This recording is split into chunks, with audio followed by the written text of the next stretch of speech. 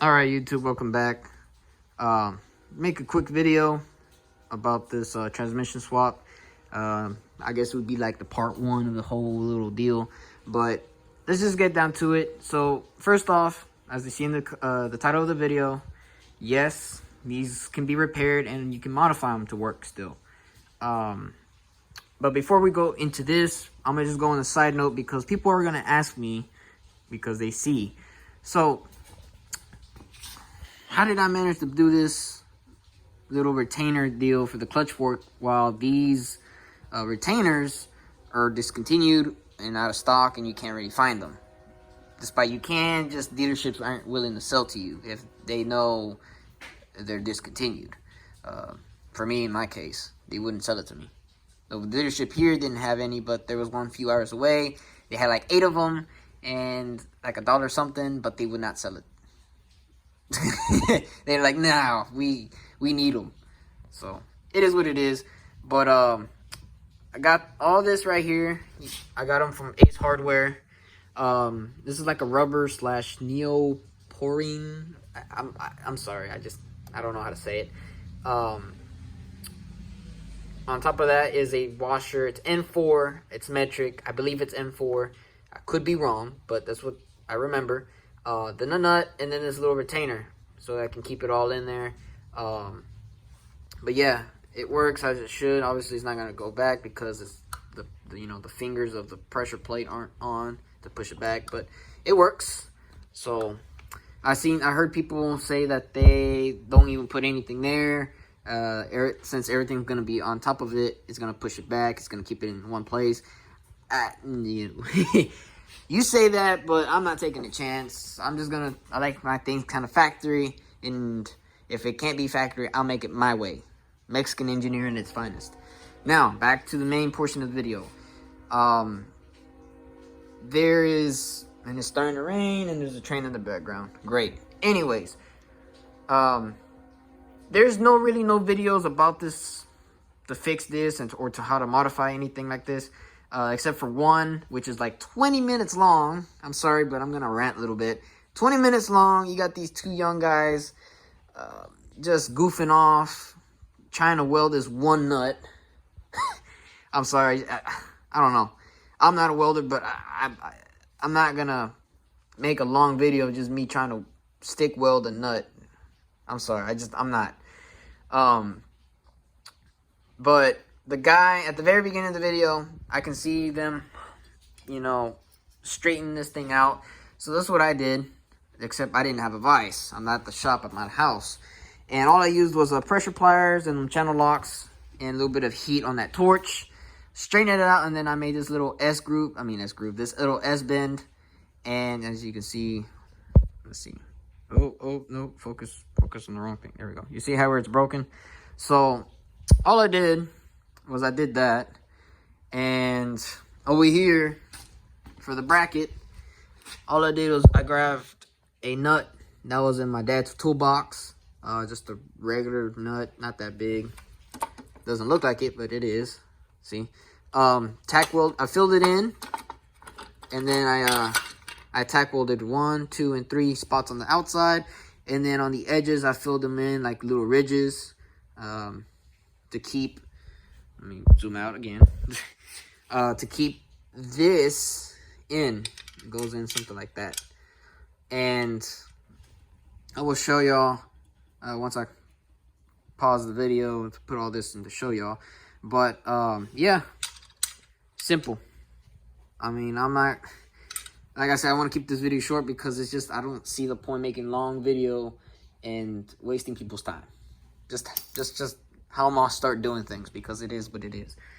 I will also add some links to this video for this subject about these clutch pedals and brackets, because they are different. There's 2 versions. This is version 1 and there's a version 2.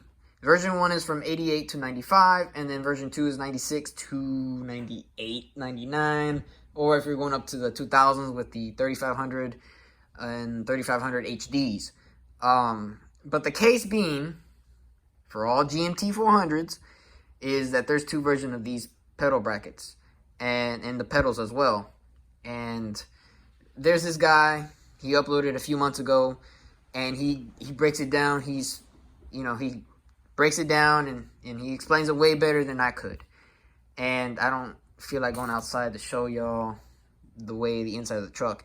And there's actually, that's that one guy, he talks about the pedals. The second guy, he shows y'all how to put a 96 to, well, he doesn't really say that, but how to put a version 2 into a version 1 pickup truck. In other words, like the square dash or the 95, which was, you know, the quote-unquote bastard year. But he explained how he did his and how he modified his. Luckily for me, on my 95, it has the provisions for those up there. It has the stud and a hole, so that's why you see a bolt right there. And then, you know, obviously, but yeah, like I said, I'm gonna leave those links. They explain it pretty good, more than I could, and like I said, to keep the video very short. But other than that, let me pause the video, put all this, y'all can see it actually works, and then we'll end it. Ooh, thunder. And we'll end it from there. So let me quickly do this. All right, now we're back. So got it on, as you can see where it's lined up. Now I could weld this portion here. It wouldn't move ever again, but then if I want to take all this off for some odd reason, well, I won't be able to.